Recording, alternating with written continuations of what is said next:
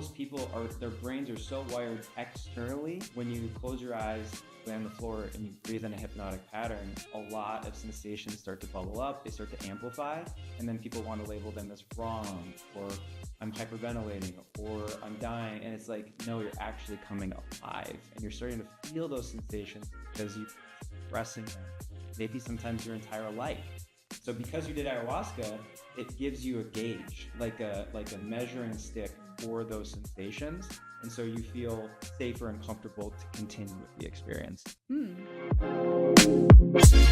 Welcome to Life Changing Money, a podcast all about one of the most taboo topics in the world, money.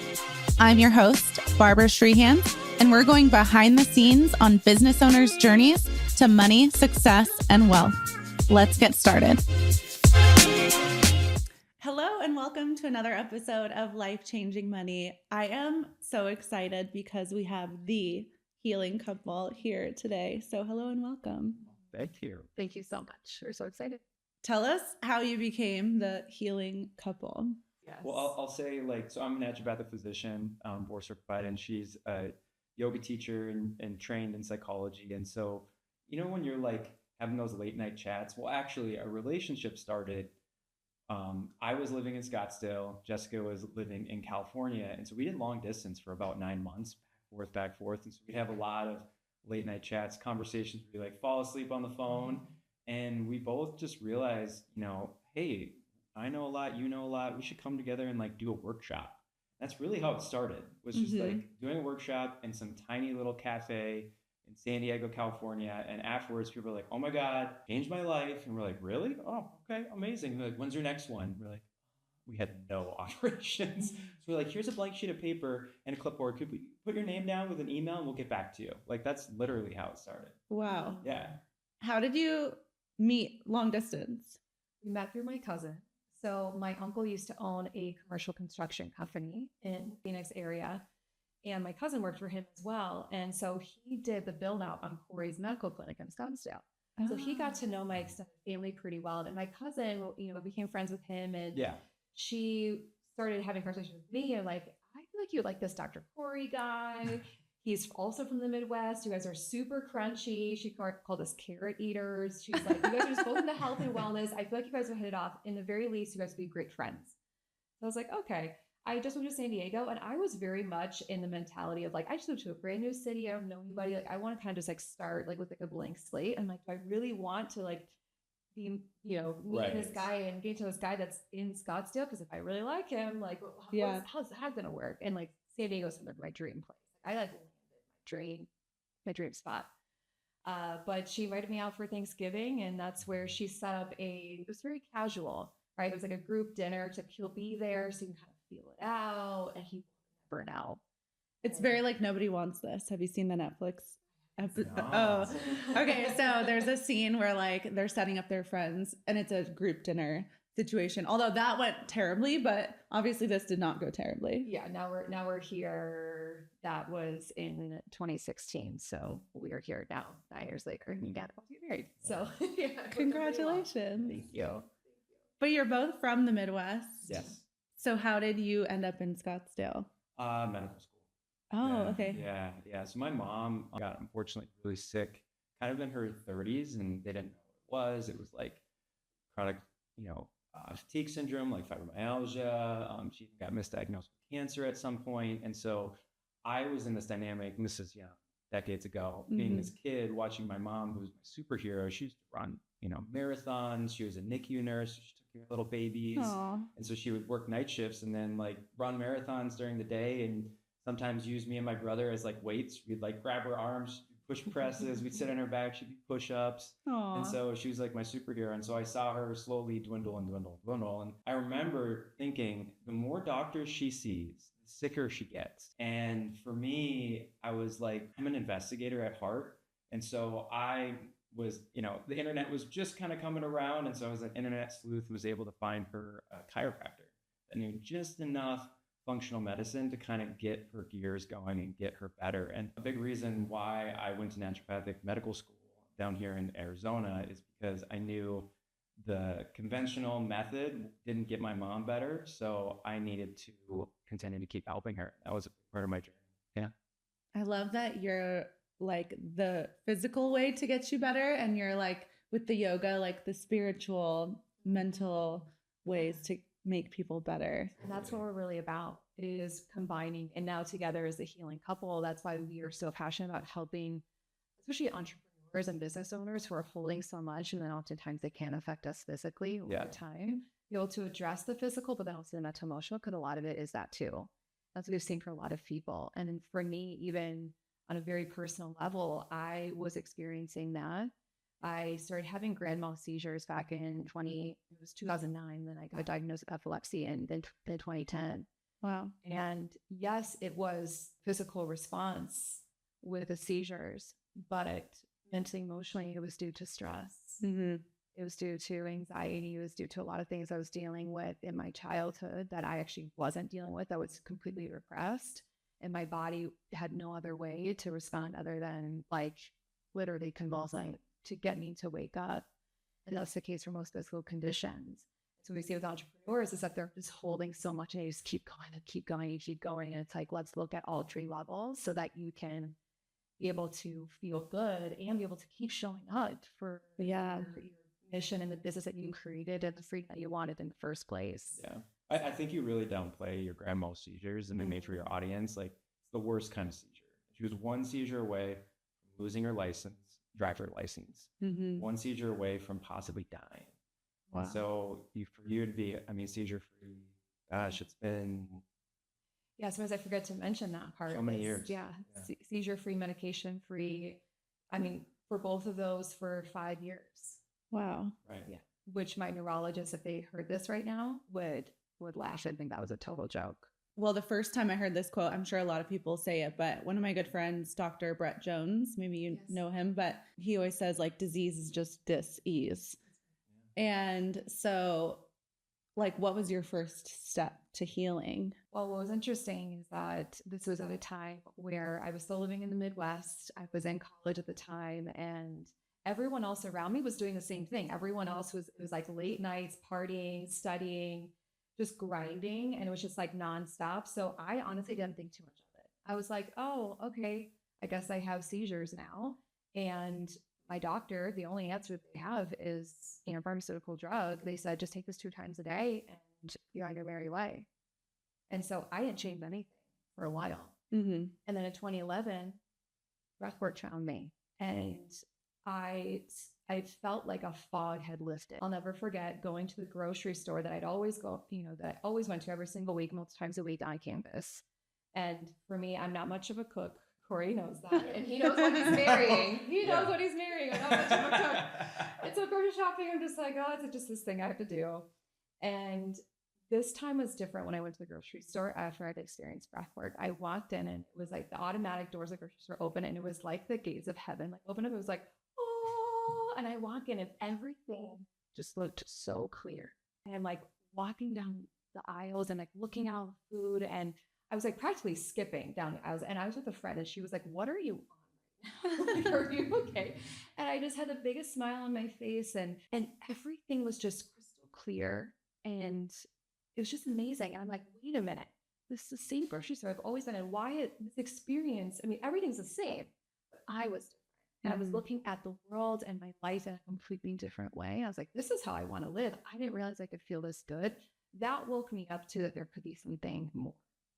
And then that's why I went back to my neurologist and I said, I've been trying breathwork and I've been meditating and doing yoga, and my mind feels different. And there's research that shows that meditation can rewire your breathing. And I said, well, if I do this, can I wean off of my medication? Like, I was so excited. And she said, they're like, no, she just laughed. She laughed in my face. I said, just keep taking medication. Just take the rest of your life and be. But I knew that there was something different and I could feel it in my body. And then when I met him and he saw the medication that I was taking, this was years later, obviously, he said, how long have you been on this? And I said, I was at that point, it's like 6-7 years. So you shouldn't be on it that long. And he said, there's another way. And so I really combined breathwork, changed the water that I was drinking, changed my diet. And I really changed also my sleep habits. And I transformed all of that over time, being able to be seizure-free, medication-free. but it was on all levels, to mental, emotional, and physical. Yeah. Everything. For like burnt out entrepreneurs that are listening, because there's probably a lot of them, what are some things from a naturopathic doctor? Yeah, that would just help with that. Yeah. I mean, the main thing is sleep and also focusing on your nutrition. Things that people really overlook is consistent amounts of exercise. I see some entrepreneurs where they actually exercise too much. I actually just weaned myself down. I was doing 5 days a week, and I was like, why do I keep gaining weight? Why am I like skinny fat? Like, what? Oh, I need to cut my cortisol levels. So that's a big one, but it's really just specific, I think, on what your desired outcomes are. I mean, for Jessica, it was seizures. I mean, one of the things that she didn't mention is I knew that there is certain strains of cannabis, of marijuana, that actually bind to certain receptors within the brain. And so there was a certain protocol that we did that really helped bathe those receptors in her brain so that her nervous system could calm down. But I think for a big part of it, it's nervous system regulation for most entrepreneurs. And it's like, how do you get there? Maybe it's meditation. Maybe it's breath work. Maybe it's, I know I need to go on vacation at least once a quarter. And like, I need to go to this specific spot on the beach. And this is like my sanctuary. I mean, it would just be really dependent on what they're looking for. Yeah. I love that you touched on too much exercise. That was definitely me like 10 years ago.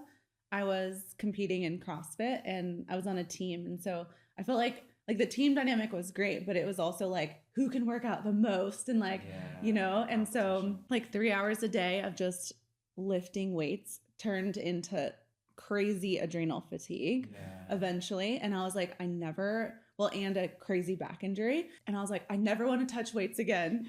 And so then I stopped lifting weights, which also wasn't very good. Yeah. Now my drug of choice is hot yoga. I have to sweat. That's my thing for it's not really meditation. I just have to be really hot for some reason. Yeah. Well, and that's just your intuition speaking to you. And I think a big thing with entrepreneurs too, that are feeling like they're burnt out, you probably emptied your cup in some way. Maybe it was your adrenals like you were talking about, could be your thyroid. You could be exposing yourself to certain toxins. I know I worked with an entrepreneur years ago and I was like, what is going on? Couldn't figure it out. I'm like, I need to come to your house. Walked into the house and knew within 5 seconds. Mold? Nope. Citronella candles, blade plug-in things, had 20 of them all over this massive house. And it was, you could almost not breathe. There was so much artificial scent going on. And so they were breathing in that every single day. And they're like, I'm tired and I have headaches. I'm like, unplug. So sometimes it can be as simple as that. Wow. Yeah. I even hate going into Ubers now. And the scents are so crazy. It's either gross cigarette smell, BO, or or the crazy Glade plugins. I'd rather take BO over Glade plugins, but I'm just I need to detox from this Uber. Yeah. And then I would say that's another thing too, is consistently cleansing. We're actually going to be doing the cleanse here after the holidays, right? Because we're going home with friends and family and we're going to have some cookies, and probably going to eat the ham that isn't grass-fed, grass-finished. And so it's making sure you have some sort of consistent cleansing schedule, physically, emotionally, spiritually. Are you a fan of parasite cleanses? Oh, yeah. Oh, yeah. I started a heavy metal detox earlier this year, and then I kind of got afraid of then doing the parasite one because I've seen friends' pictures. And I'm I don't want that to come out of me. Same. I was right there where you are. And I'm oh no, that not me. Well, let me tell you, I passed a 14-inch one earlier this year and it was mortifying. Yeah. But our saying with breath work and then also when it comes to physical health is better out than in. I mean, yes, logically, but also I'm where am I going to be when this is happening? Oh, yeah. Well, you can time that. Yes. You can time maybe, that. yes. Yeah. Well, you're a busy human being, but you can time it. Funny story with cleansing, though. I had gotten everything for coffee enemas, and I put the coffee, because it's a different kind of coffee. You don't want to just, have Folgers up there. But so I didn't know where to put the bags of the coffee. So I had put them in the pantry, but somewhere no one would find them. And I even told my husband, I'm don't use this coffee. Well, then like 5 months later, my husband makes me coffee every morning. Mm-hmm. And so he brings up and he's like, I don't know what's wrong with the coffee maker today, but like, and you must have got these weird organic beans because they're like white. And he's like, just try it and see if it's good. I'm like, something's wrong with the coffee. But I didn't put two and two together. And then he drank a whole cup. And he's like, I really don't like this. And then I look and I'm like, you used the butt coffee. And he's like, why would that be in the pantry? I'm like, I don't know where else to put it. Yeah, right. Anyways, that's my cleansing stories. What are you guys' thoughts on plant medicine? Well, I mean, that was a big reason why I got into breathwork, actually. So in medical school, I had a good friend and colleague, Dr. Joe Tafur. He's actually around here. He does a lot of medicine retreats, a lot of ketamine-assisted therapy, which wasn't even really a big thing back then when I got exposed to plant medicine. But my whole philosophy in life is like, if it feels right to you, it doesn't matter how far you need to go right down the rabbit hole, go down the rabbit hole. So here I am, medical school.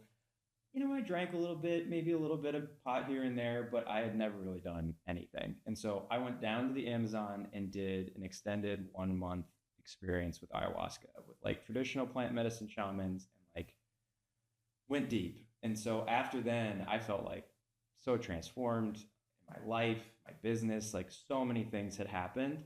And so I was hooked. And so I wasn't one of those people did an ayahuasca during every other weekend, but like it was a part of my life and my work. And so it wasn't until we were doing back to what we were talking about earlier, we were doing long distance. And so late night conversations, one of the things that came up is she was taking a teacher training. Inside the teacher training, she was doing these like long form, conscious connected breathwork journeys. And I was like, huh. And she was telling me all these fantastical stories about like I turned into an eagle. Spirit animal was flying over my life. And very ayahuasca. Right. And so I was like, this sounds like ayahuasca. Tell me more.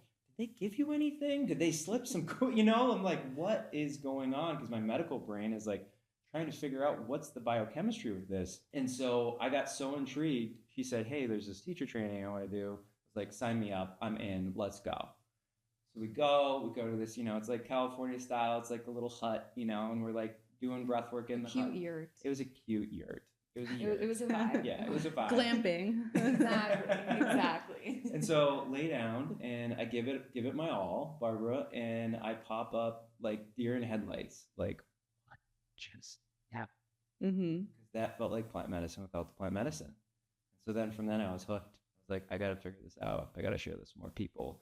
Because I think plant medicine is amazing, but once again, you're taking something to have an experience. And I'm not saying it creates any dependency, but like, I think what's happening with our culture now is like, oh, in order for me to transform, now I got to go do another journey. And so breath work is so accessible. I mean, what you can do with us in an hour could be the equivalent of like one of those journeys or multiples of those journeys. I mean, many people, even we just had an event a couple weeks ago and people came up and they're like, I've done medicine before, but this was even more powerful. Well, okay, so for my journey, I've had ayahuasca journeys before, and you've spoken to my husband, right? Maybe on a call before. Yeah. He has done a month in the Amazon as well, so you guys could bond over that. But I did not do a month in the Amazon. I did it privately at my house, but with the Amazonian prince, I flew him there because I felt like it would be a better experience for me. But I think what plant medicine did was allow me to release enough control that then when I went to breath work again, I felt okay with releasing enough control because I had done it before. Yeah. Whereas like I've done breath work plenty of times, but it gets to this point of like where you're fighting yourself to like, should I slow down or not? Or like keep going or not? And then, but ayahuasca made it so like, I know what happens when you keep going. And I haven't felt like I need to do ayahuasca again, but I definitely do like breath work and spinal energetics and like those types of things. And I do think once you've like dropped in and you know what to do, now it's always there. Like I can have a reaction like in spinal energetics without doing it now with a facilitator, just because I've like, it's in your body now. Science world, we call it interoception. It's like the sensations that you feel inside your body and trusting and knowing what that is. Because for most people, when they do breath work for the first time with us, there are quite a few physical sensations that can come up, which is like when we teach our classes, we try to always cover our bases because most people are so used to external stimulus, what we see, what we feel, what we touch. We're talking about BO, right? What we smell. And so most people their brains are so wired externally. When you close your eyes, you lay on the floor and you breathe in a hypnotic pattern, a lot of sensations start to bubble up, they start to amplify, and then people want to label them as wrong, or I'm hyperventilating, or I'm dying. And it's like, no, you're actually coming alive and you're starting to feel those sensations because you've been suppressing them, maybe sometimes your entire life. And so because you did ayahuasca, it gives you a gauge, like a measuring stick for those sensations. And so you feel safer and comfortable to continue with the experience. Yeah, that's what's happening. Cool. I like that. I think my friend Adrian works with you guys as well. Yeah. I'm in another mastermind with her, and she's loved working with you. We loved having her. She is one of our top facilitators. She was amazing. Yeah, it looks like it. She loves breath work. So how did you go from like hosting these little things in coffee shops in San Diego, and now it looks like these events are like hundreds of people and holding a space for that many people, and the energy sounds tiring to my projector energy, but well, as a projector too, I love those moments, and they're just like great bursts, like those events, and then afterwards I'm like, okay, I don't want to see or talk to anybody. Yep. Right? I'm the But same when way. I'm in it, I love it so much. And we went from first event in a little coffee shop, right, and people saying this changed my life, like I need to share this with my sister, I need to share this with my mom, like when is the next one? So we have them sign up for our now mailing list, right? And that night of our first workshop, this was in 2017, we drive home to our little beach bungalow in San Diego. We pull up in the driveway and we're just sitting in the car. We probably sat in the car for like an hour, and we were just like reminiscing on the evening. And I turned to Cory at one point and I said, we have to keep doing this. Yeah. I had no idea what that meant or what I was saying at the time. And I didn't know that it would turn into what it is today. I didn't know it was going to turn into a teacher training of level 1 and level 2 and create our own breathwork method, Reset Breathwork, and creating a multiple 6-figure business, and him stepping away from private practice in 2020. I mean, all of these things, like I didn't know that's what it meant when I said that in 2017, but all I knew is that we had to keep doing this because of the way that it transformed people, but also transformed us. Like just what opened up, and our souls just knew like this is our path. And there were a lot of unknowns. There's a lot of like, well, how? But we often say to our facilitators that train with us, also our business clients, when you come up against those hows, we say your why will overcome any how. And we had to really practice that of like just being so anchored in our why that we'll figure out any how, and we did. And there were moments that were definitely not easy. I mean, there were moments that when we really, we pulled the trigger, so we're doing this, we were sleeping in our car for a while because we couldn't make ends meet. And so we'd rent out our place in San Diego illegally on Airbnb so that we could be able just to. This is like after you're a doctor. Well, after I decided to really focus on this thing, I could have made more money. Yeah. I mean, there's multiple storylines to all this, but I think what Jessica's saying is like the juxtaposition of like, we were teaching like bigger and bigger classes, but we couldn't make ends meet. And so I think for a lot of entrepreneurs that sometimes happens where like things are working within your business, but they're not financially feasible yet. And so we really had to learn that lesson in a big way. Because we were teaching probably a workshop every other month for like a year, and then also renting out our place on the weekends. And like kind of almost, when you so believe your why, you're like, it's okay, this is fine, this is all right. And it reached this point because we were such dreamers. We had our little beach bungalow, but we would make things better on the weekends by maybe packing a lunch and then hanging out at the beach and then sleeping in our car. Or what we would do is we would drive to Sunset Cliffs. If you've ever been to Sunset Cliffs, it's like beautiful multi-million-dollar mansions. And we're like, let's be in the energy. Well, we made a mistake one weekend where we parked in an area where we probably shouldn't have because all the neighbors went, what's that car? And so literally sleeping in our car, some old dude comes over and he's looking through the back of our windshield And then I can see he's about to go call the cops. And I mean, the embarrassment, the shame. I'm like, what are we doing? What are we doing? Like you said, I'm a doctor. Well, why? I should just go make some money, right? And I remember we crawled, really sad, crawled up to our seats in the car, and we looked at each other, and I looked at you, and I said, never again.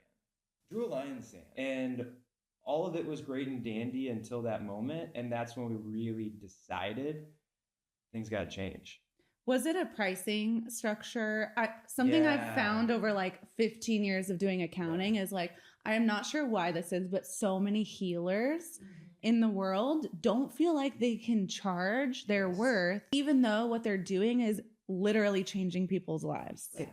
You see it all over the place in spirituality and wellness. It's a mindset. And we actually had mentors that said, this was at an event in like a packed room. It was this incredible transformational workshop. And at the end, they were talking about spirituality and how you cannot make a living doing this type of work. And people applauded. We were at the back of the room and we turned to each other and we mouthed, listeners who can't see us, fuck that. Yeah. So, I mean, those messages were like everywhere for us of like, if you do this type of work, you can do that, but it's only going to be a side hustle and you better have a full-time job. Yep.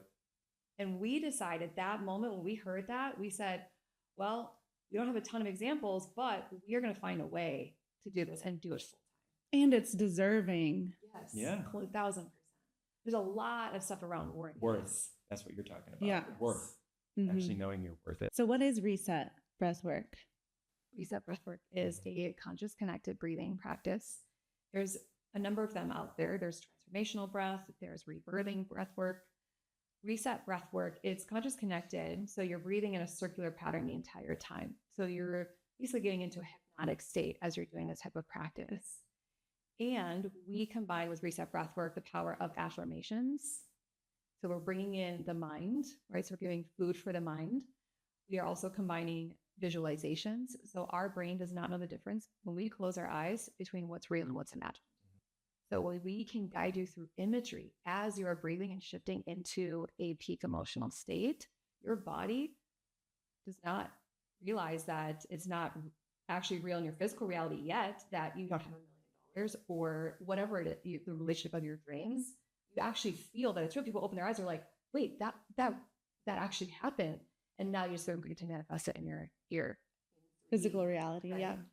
We also combine somatic release. So somatic just means body-based. So we use movement, scream, laughter to be able to move the emotions that we have often, for many of us, have suppressed within and held within our body, to actually move them up and out, in addition to the breath.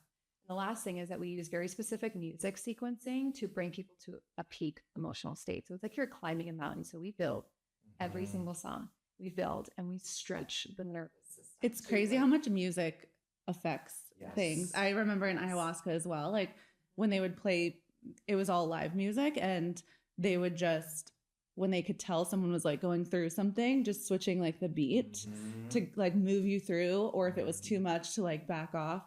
It's crazy. It adds the experience so much. And so certain breathwork practices, the music isn't very intentional, but we are very intentional about that to really build people, right, to that peak emotion. So we press a giant reset button at that peak, right? Reset breathwork. And then eventually we bring you back down into the deep states of rest or your parasympathetic nervous system. But you put in the work for it. Oh, yeah. So we're very clear with people. This is not deep breathing like you do in a yoga class. Like, oh, is it like Wim Hof? Like, it's like that times 100, right? It's meditation on steroids. But people don't come in thinking this is just going to be super gentle and it's going to be like sound healing. It's like you're going to put in the work, but it's going to be so worth it. And that's what people say. I feel more calm than I've ever felt in my life, especially entrepreneurs. They're like, oh my God, I didn't realize I could feel this calm. I've just been going nonstop. A big thing that we hear, especially from women, is worth. Like, I've been saying the affirmations, like, I am worthy, but I don't freaking believe it. And now I feel worthy in my freaking balls. Yeah. I know it to be true. And I love seeing that for women, especially. And just the freedom, the things that have been manifested for people best-selling books that people have been sitting on for like 10 years. And they're like, I'm just finally doing it. I always try to have some type of breath work in all of my retreats.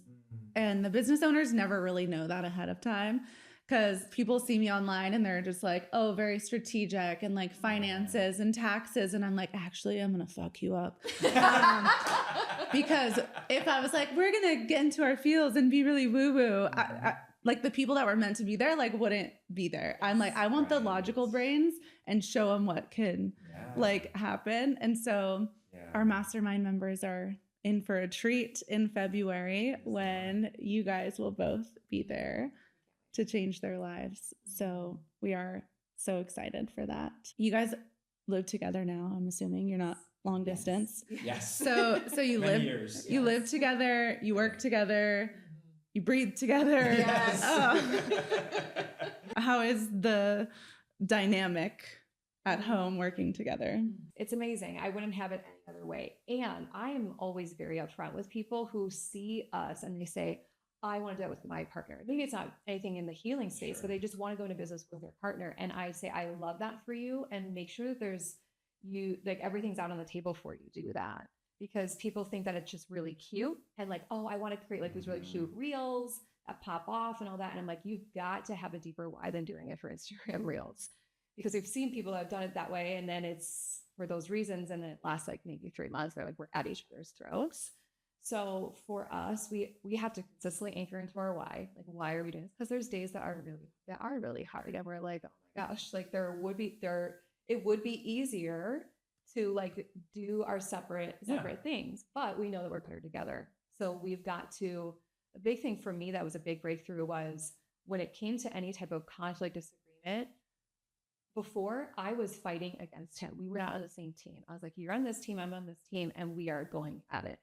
Now, and this is continuous focus, is putting that said thing on the table and saying, you and I, we are fighting on the same team against whatever this is.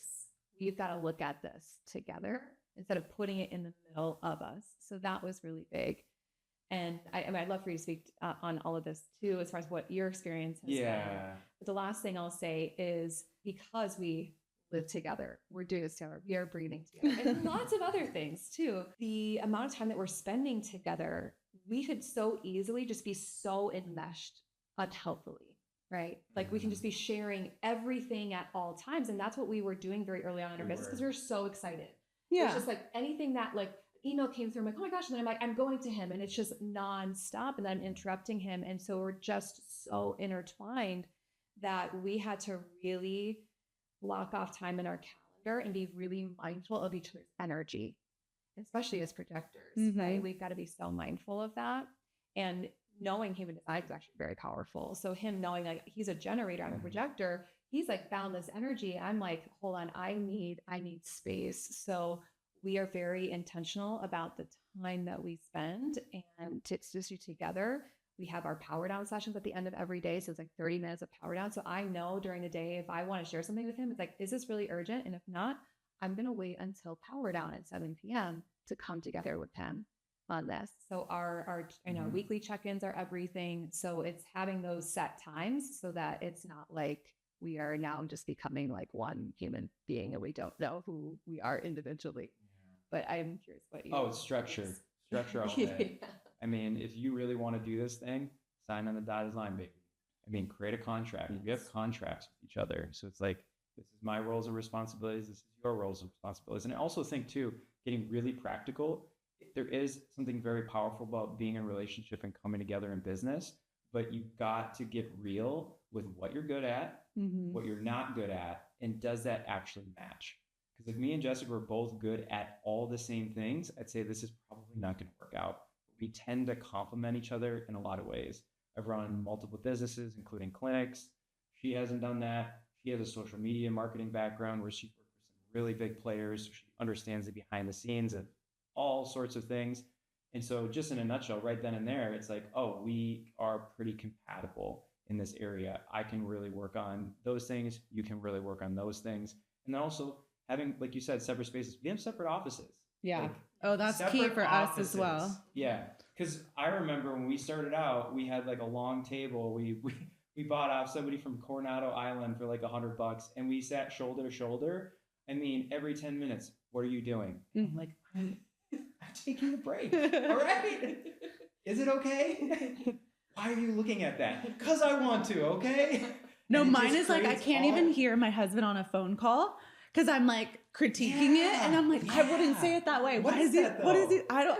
So like literally we're in separate dwellings, but both have a home office. Well, that's also the projector brain is like we are editors, right? We take what's already existing and we edit and we make it better. So like, when we're looking at phone calls, we're like, we could be saying this. It could be so much better. And I can't help it. I don't mean to, but like 1000%. And do you get like stiff? She'll like stiffen up. Like I notice when I'm saying something that could be better. It could be better. You're like, yeah.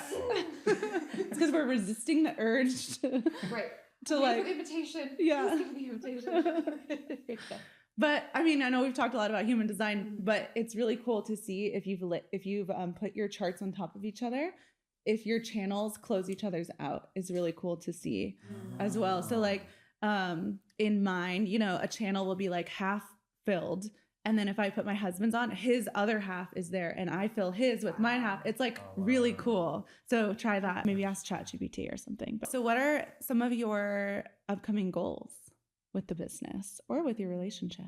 Well, I say a big thing is we've taken, I don't know if you call it a big risk, but we've made a big choice. We've been known for events, in person, virtual. We've done about 1,000 over the past 10 years. So we've done a lot of events, corporate, you name it. And I think for us, we realized we're going to put a pause on us hosting our own in-person events for right now. We still have a few virtual and whatnot, so that we can open up some space to create something new. And I think a big thing that our community has been asking is a little bit more on the health side of things, because you go through these like really deep journeys with breath work and you have these epiphanies, these realizations like, oh man, like I really want to work on this aspect of my health, or really want to finally dive into the fact of why do I feel so tired when I wake up in the morning? And so just adding a little element of that is something that is on the horizon for us. And so we've made a big decision to pivot around that. And I mean, we have our wedding coming up June 5th. Yes. Yep. Oh. And then, and we want some kiddos. So, and I want some kiddos. There we go. So I think there's just some opportunity for us to not be at the beck and call of hosting our own events all the time. Because as you know, it requires a lot. It's a lot. Yeah. It's a lot. For sure. Well, we're excited that you're going to pour into one of our events. So thank you. Oh, absolutely. Where can everyone find you guys? Yes. So we are actually rolling out a new breathwork membership called the Reset Collective. So you can reset anytime you need, especially as entrepreneurs. It's like if you want to reset in the middle of the day on Wednesday, or if you got the Sunday scaries, you can press the reset button. You can do reset breathwork inside of the Reset Collective. But also if you don't have time to lay down on the floor and do a full 30-minute journey, we have other techniques in there. We're from like 5 to 15 minutes. It will have be adding other breathwork courses within this space. And then we also have monthly live virtual Reset Breathwork workshops. So you can tap into those if you want to just be in community and do it with us live. So with the Reset Collective, you can just go to healingcouple.com/events, see when our next monthly is coming up, and you can join the Reset Collective at any time. So actually for your listeners, we'd love to give to their for free. So you can just try it out and get to experience it. So cool. When you sign up, you can use the special code BREATHE100 at checkout and you'll get your first month for free. So just try it. Sweet. See what happens. Well, I can't wait to try it. Thanks for being here. Yeah, thank you. Thank you. Thank you for listening to this episode of Life Changing Money. Don't forget to subscribe, and I would love if you left a review and shared it with your friends. See you next time.